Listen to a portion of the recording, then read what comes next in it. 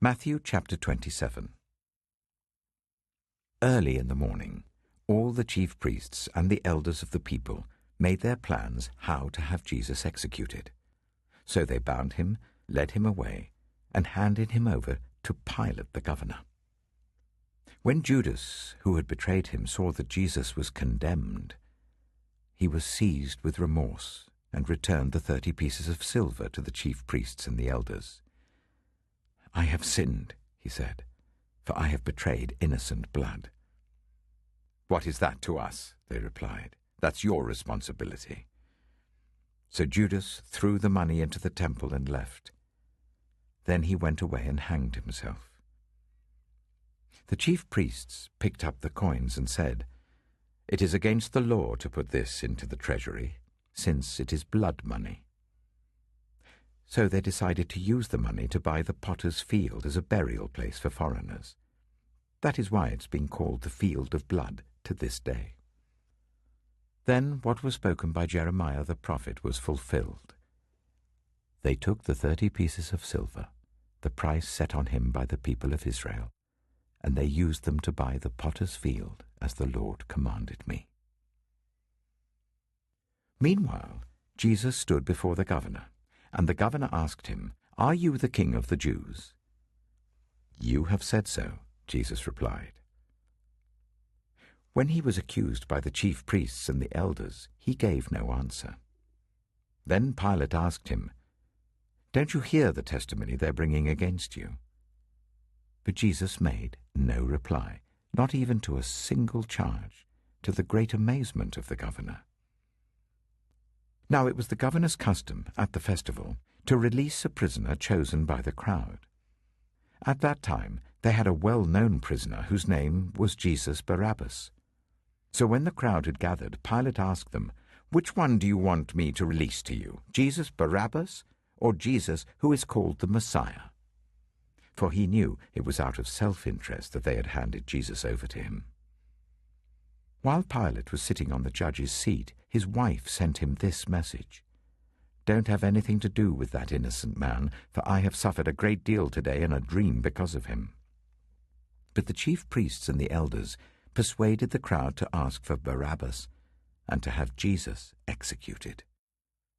"Which of the two do you want me to release to you?" asked the governor. "Barabbas," they answered. "What shall I do then with Jesus who is called the Messiah?" Pilate asked. They all answered, "Crucify him." "Why? What crime has he committed?" asked Pilate. But they shouted all the louder, "Crucify him!" When Pilate saw that he was getting nowhere, but that instead an uproar was starting, he took water and washed his hands in front of the crowd. "I am innocent of this man's blood," he said. "It is your responsibility." All the people answered, "His blood is on us and on our children." Then he released Barabbas to them, but he had Jesus flogged and handed him over to be crucified. Then the governor's soldiers took Jesus into the praetorium and gathered the whole company of soldiers round him. They stripped him and put a scarlet robe on him, and then twisted together a crown of thorns and set it on his head. They put a staff in his right hand. Then they knelt in front of him and mocked him. "Hail, King of the Jews!" they said. They spat on him and took the staff and struck him on the head again and again. After they had mocked him, they took off the robe and put his own clothes on him. Then they led him away to crucify him.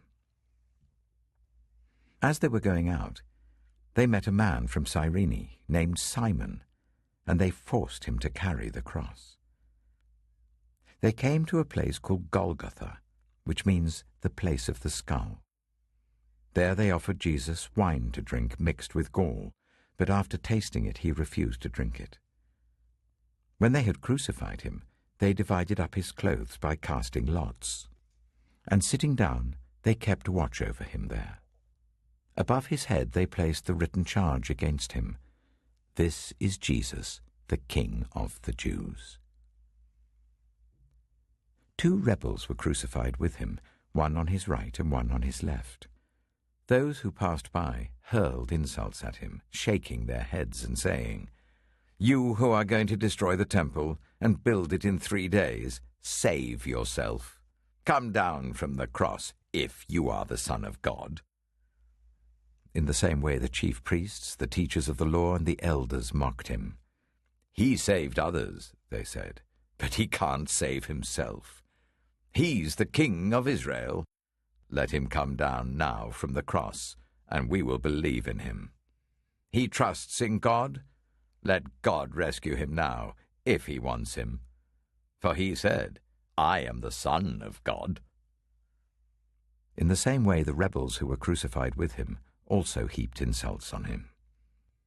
From noon until 3 in the afternoon, darkness came over all the land.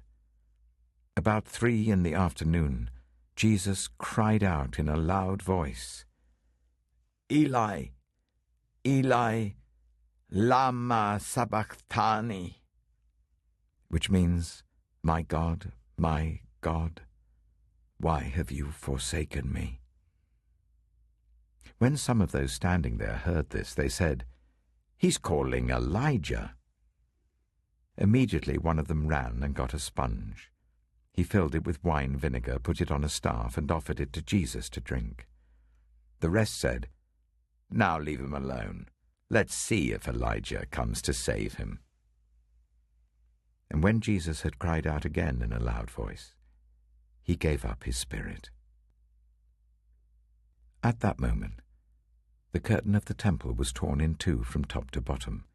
The earth shook, the rocks split, and the tombs broke open. The bodies of many holy people who had died were raised to life. They came out of the tombs after Jesus' resurrection and went into the holy city and appeared to many people. When the centurion and those with him who were guarding Jesus saw the earthquake and all that had happened, they were terrified and exclaimed, "Surely he was the Son of God."